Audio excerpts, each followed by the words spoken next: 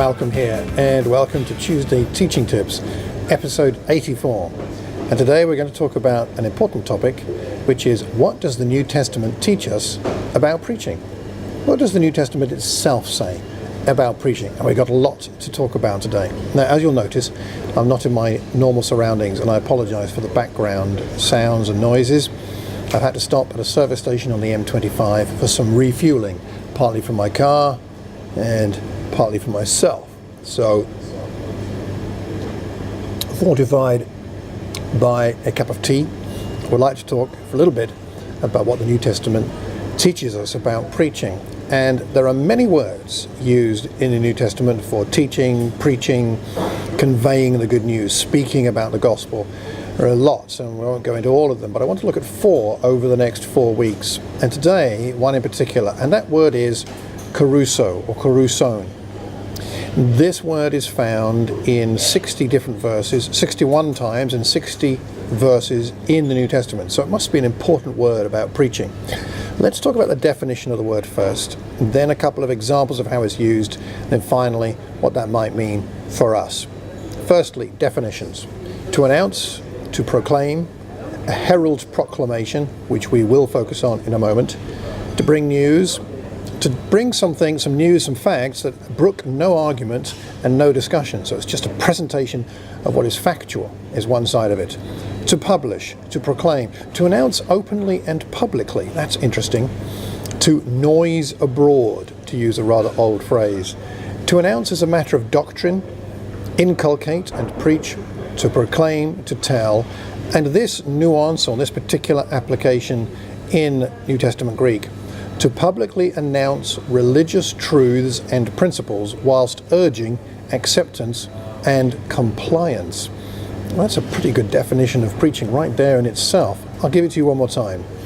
To publicly announce religious truths and principles while urging acceptance and compliance.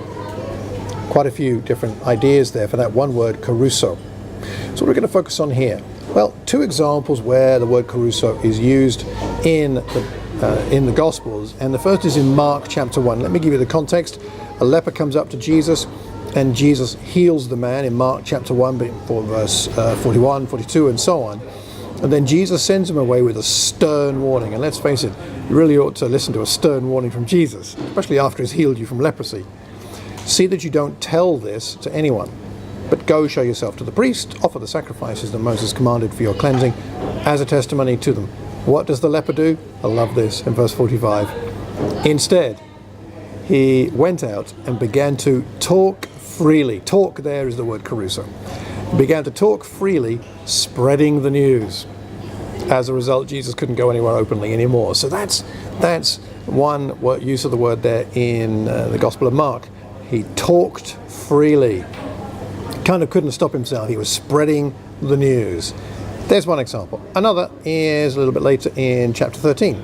In chapter 13, Jesus is giving instructions to his disciples and his followers about stuff that's going to happen that isn't good. He says in verse 9, you must be on your guard. You will be handed over to the local councils, flogged in the synagogues. On account of me, you'll stand before governors and kings as witnesses to them, and the gospel must first be preached to all nations. The word preached there is the translation of the word Kerusso. Whenever you are arrested or brought to trial, do not worry beforehand what you will say. Just say whatever is given to you at the time, for it is not you speaking, but the Holy Spirit. And I think that's an important component of what I want to talk about in just a moment. But there is the word preached to all the nations, whereas earlier in chapter 1, it was the man cured, talked freely, spreading the good news. Do you get the idea there of the heraldic nature, the heralding nature of what they're doing? And I want to focus on the herald part of this idea of Kerusso. This comes out strongly in the definitions, being a herald. Let's think about what it means to be a herald, and then what that means for us as we preach and teach God's word. I suggest there are 7 things that a herald knows. And do we know these things as we herald the good news? So a herald in the old days is somebody that was given a message by someone in authority and charged with taking it to another person in authority. These days, I suppose we might send an email. But in those days, it was always personal. So a herald is sent. and he is sent to this other person of authority with a message from somebody else with authority and needs to deliver it accurately. I wonder, what did that herald know? I think 7 things. Number 1, the herald knew that he was sent. He knew who had sent him, and he knew he was sent. Like us as preachers and teachers, we've been sent by somebody, not just our own, hopefully not our own ego or our own desires and passions, but we've been sent by God with his message.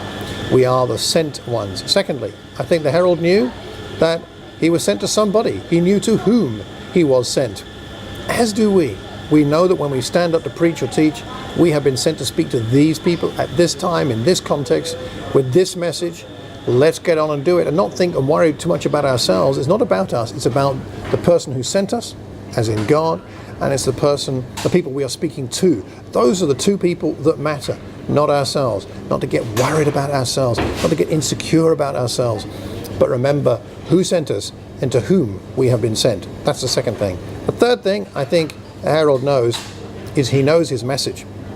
Whether it was committed to memory or whether it was written down on a parchment for him to hand over or to read out to the person that he was sent to, nonetheless he knew his message. He was a messenger. He had a message, and he was going to take it to somebody and deliver it.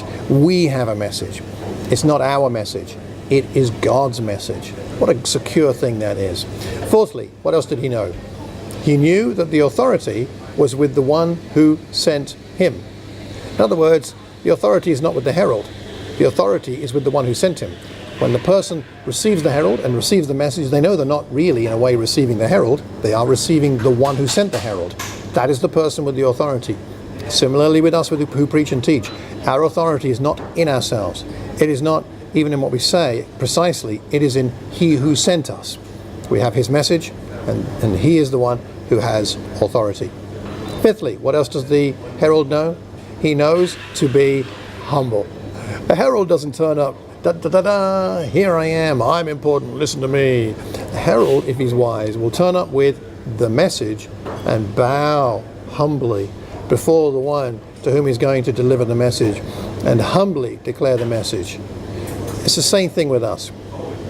We should turn up with confidence, and more on that in a moment, but we turn up humbly, knowing it's about the one who sent us and those to whom we are sent.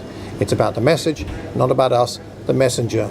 And so we metaphorically perhaps bow before our congregation as we get up to speak. Perhaps don't do that physically, but in your heart bow before them, knowing that you are the servant, you are the messenger, and they are the ones that matter. He knows to be humble. Sixthly, I think the herald also knows to be bold. There's no point in the herald turning up with a great message from a great source of authority, turning up to this other person, and then, well, I guess it doesn't really matter. He's mumbling his message, King. That's not going to convey the message clearly to the person receiving it, and it's not going to do honor to the one from whom it is sent. And so we proclaim our message boldly, as a herald should, with great boldness, knowing that we've been sent with authority and that we've been sent with the specific purpose of delivering our message to this person or these people. We have boldness and courage, not because of who we are, but because of who has sent us and the importance of the message.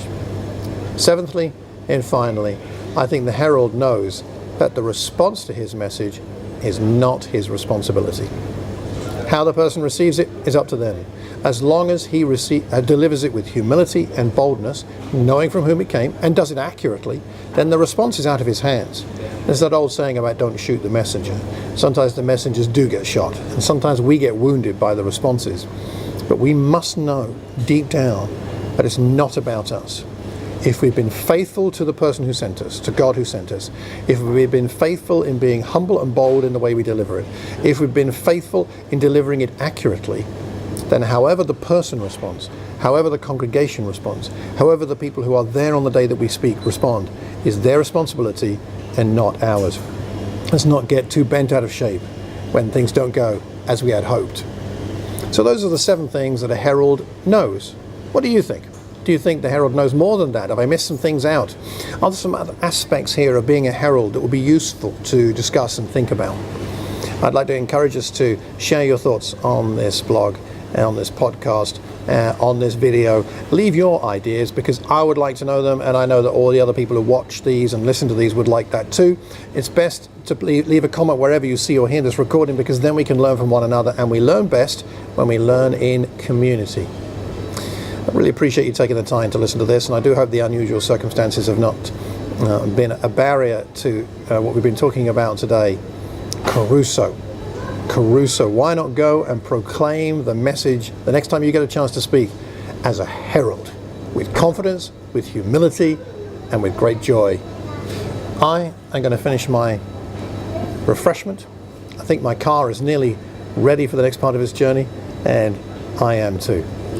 Until the next time, I hope you have a terrific Tuesday and a wonderful week. God bless.